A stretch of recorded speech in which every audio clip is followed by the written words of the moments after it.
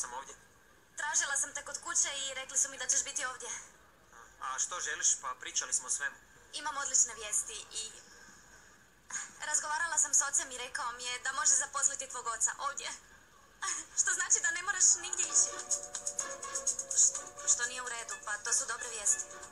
Ti si najgora osoba koju znam. Ne razumijem, zašto mi to govoriš? Zato što je u pravu. Možeš li mi objasniti što se događa? To ti meni objasni. Imala si istu ideju kao Ludmila.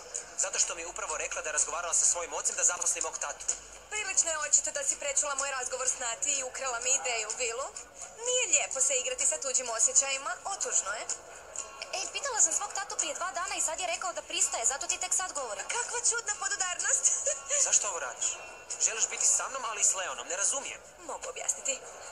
Jadna Vilu želi da ju svi vole, ali toliko je egocentrična da ne može podnijeti da je neko pobjedi, pa napravi ovako nešto. A što je bilo? Zar si toliko bijesna da ćeš zaplakati? Plači. Daj. Sada idemo da mi kažeš sve informacije o svom tati. Jesi li sretan što ti se obitelj opet okuplja? Da, naravno. Nemoj dopustiti da ti itko ovo uništi. Nije vrijedno truda.